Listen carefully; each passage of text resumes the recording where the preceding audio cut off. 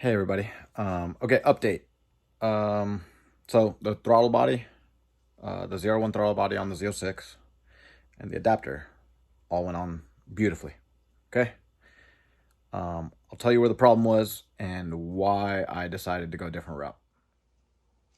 Okay, so where we had left off was I had just mounted everything, and I was gonna put on the stock intake, like just bolt it back up, blah blah blah. Okay, good luck with that. Tell you why. Okay, here we go. I lubed this thing up so much, I even took off the clamp. And you're literally trying to put, so the 95 millimeter throttle body is like the exact same size as this opening. So you're just trying to jam two openings together. And I get it, you've got a little bit of a groove right there that you can kind of get it in. All right, I spent like an hour trying to get that thing in. That just wasn't happening. And so then it occurred to me, I was like, look, I'm gonna test out the throttle body, and that's gonna be this video. And then I'm gonna make another video later where I take off this intake and then I put my new intake on it. Well, I just decided, I was like, you know what? All right, forget this. I'm not going to go with the stock intake. And so I went ahead and already put the aftermarket, the aftermarket coupler already on there from the new intake. That thing went on super smoothly. Oh my gosh, this thing went on in literally 30 seconds. So if you're going to get an aftermarket intake, just now is the time to do it. Don't do it later. It was so hard trying to get the stock intake on there. I was like, all right, forget that. We're just going to bypass that, and I'm just going to make another video for intake install. So yeah, throttle body and throttle body plate, super easy installs, straightforward. And now on to intake. That'll be another video. All right, guys, thank you. See you later. So now we're on to upgraded intake. So I ended up going with Halltech. It had amazing reviews. I saw dynos. I saw a lot of different dynos on it, so it's not like just one company was saying like, oh, this is what you get or whatever, you know. And then I was seeing individuals on forums that were showing their results. So based on all that stuff, I decided to go with that. Let me show you guys the difference between the Halltech and the stock intake. All right, guys, so here is the stock intake, and then here's the aftermarket Halltech intake. So the stock intake filter is actually pretty clean. The car has very low mileage on it, and I barely drive it. So anyways, it's a small filter, small opening, right? Okay. Then you've got this. So this thing, like, from, you know, it's kind of like that. Okay. This thing I can't even put my hand on. That's how much bigger it is. Like flat. And look at the size of that thing.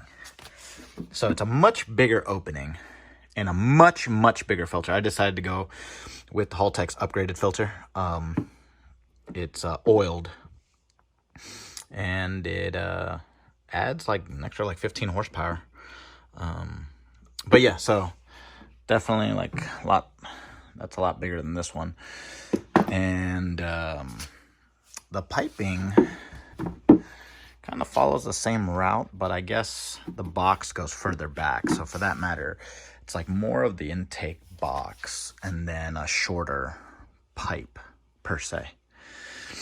But yeah, so there's not much to it. It's good quality. It looks awesome. Looks pretty well engineered. Came with a lot of different like accessories with it.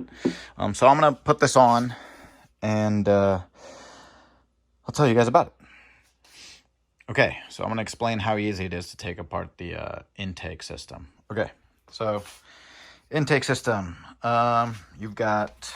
All right, so if you're looking at it from where I was just showing you in the engine bay, you got one bolt there, You got another bolt there. I believe they're both 10 millimeters. And then you've got like this little rubber grommet, okay? This little rubber grommet is like attached to, this is screwed in, okay? It's a little nipple. It's a little metal nipple. And that's what the rubber grommet's on. You literally just, once you unbolt the 210s, you just pull this thing off. And then this will still be bolted in. You just take that off because you're not going to reuse it with an aftermarket intake. At least with the Halltech, for that matter. This is just one clamp and another clamp. So obviously you're going to take the clamp off of the throttle body. So that'll give you some wiggle room. And then, I mean, you probably could bolt the whole thing off, but I just took this clamp off too. So then that way this piece came off, and now this piece was that much easier to get out. So, like I said, so like it bolts up right over there, obviously. So left and right bolts, done. You can take off the 2 clamps, and it's just, wow. Hey, all right, it's nighttime. Yeah, that took a long time to install. All right, Halltech is installed. It comes with so much extra hardware, just in case you mess anything up. You've got backups or whatever. I didn't mess anything up, so luckily I've got extra hoses and clamps and stuff, you know, so that's pretty cool. At the same time, though, Halltech didn't supply the fender liner, so it's supposed to be like a seal, you know, for when you bolt the box to the inside of the fender.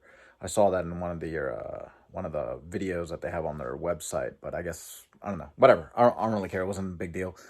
Luckily, I had like an old intake from a previous car, and I had the seal on it, so I just peeled it off or whatever and cut it, and I was able to form a seal. So that was my only issue of something missing.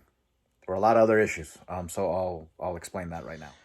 All right, so if you have the Halltech Stinger RZ, yeah, good luck with that. This thing was, oh my gosh, you have no idea what kind of a pain this was to install. Okay, you didn't have to use any of their supplied stuff, though. They supplied, like, extra hoses and stuff to make, I guess, this situation, like, easier in a way. But I didn't want to mess with anything. I didn't want to cut anything from the factory. And I didn't want to, like, mess around with the hoses or anything like that. So luckily I was able to zip tie the 2 radiator hoses together. It created enough room. I used the supplied heat shield that they give you. You can see kind of like the silver one down there. It's double-sided taped or whatever, so it adheres to it nicely. I did try to wrap the intake in gold, the DEI gold tape. Just enough, so then that way, you know, you've got some, what do you call it? Like it protects you against like radiating heat or whatever. So if those coolant lines get a little warm, then, you know, it should help a little bit. I've got a little bit left. I'll probably go ahead and put more there, but it's all along the bottom, and then the whole pipe. Anyways, okay, so I had an issue getting the filter into the fender, because I've got that green, Super B green filter. That thing did not want to fit, and so the box didn't want to bolt up, so I kind of had to like wiggle it in, kind of like twist it, rotate it into the opening, and so then that way I was able to bolt up the 2 bolts. Also, the 2 holes don't line up too well, so you gotta pull the box towards the front of the vehicle, so like towards that corner, so then that way you can get that bolt on.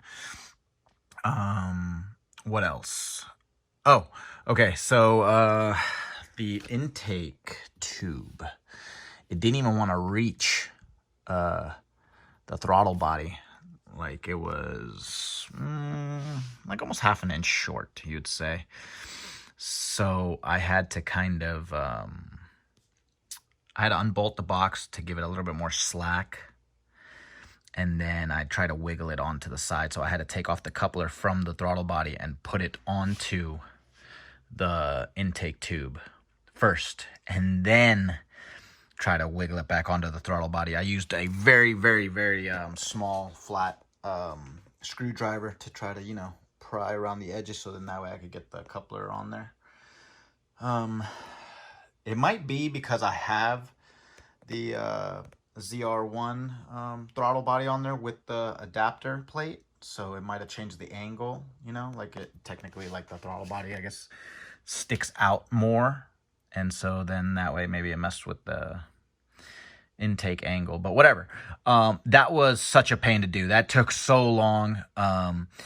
This whole process took long. Just getting the box underneath all these hoses is absurd. You try not to damage anything, but man. Anyways, everything is tightened down. I just got to put the MAF connection back on, and then put the PCV on, and then put that you know, that like radiator shroud. The radiator got dinged up a little bit. I tried to separate the fins a little bit. It's so soft, but not too bad. All right, so everything's done. I'm not gonna take the car out tonight because it's like 10 p.m. I'll do it tomorrow. So if the car starts up just fine, no lights or anything like that, I mean, I'm gonna report back, and I'll let you guys know if that's how easy it is, you know, to crank the car on, and you should be good to go. And also, well, I'll let you know if there's any issues or anything. All right, guys, have a good night. I'm done. All right. Hey, everybody. Good morning. It's the following day. So it turns out you had to use a Halltech supplied hose. So you had to cut a factory hose, and then you had to put on the new extended hose in order for you to get the clearance for the hood to shut. So let me show you that. That was a pain. Okay, so this line right here, and then the T-fitting, right? You see the T-fitting? All of this was right here. So it ran from here across here with that type of like hard plastic line. And so it ran to there, and then this was right here, and then it runs that way. Okay, well, right here is where it was getting caught, because this corner right here was hitting this, the T. So you couldn't close it. So anyways, you had to use the supplied rubber hose, which I have, and that way you can push it down underneath all of this, and then that way now your hood closes just fine. You have to zip tie it, so you do have to zip tie it around the actual intake pipe. They supply a big zip tie, so that really worked out. All the hoses, like, not all the hoses, just this hose just comes really close to the MAF sensor, so you know, I wrapped it. I don't think you have to, but I just did anyway. I had extra gold tape, and then I zip tied this line to the other line, and so then that way everything just kind of gets held underneath. It was okay, that's not necessarily just a pain to do. The hardest part was trying to get this box off, because now you have like no clearance to get to that one bolt right there. Like literally your hand doesn't fit or anything. So trust me, you need like the perfect extension for your ratchet. So yeah, just trust me on that. Anyways, okay, looks like everything closes now. I'm gonna start the car up, and hopefully it doesn't blow up. All right.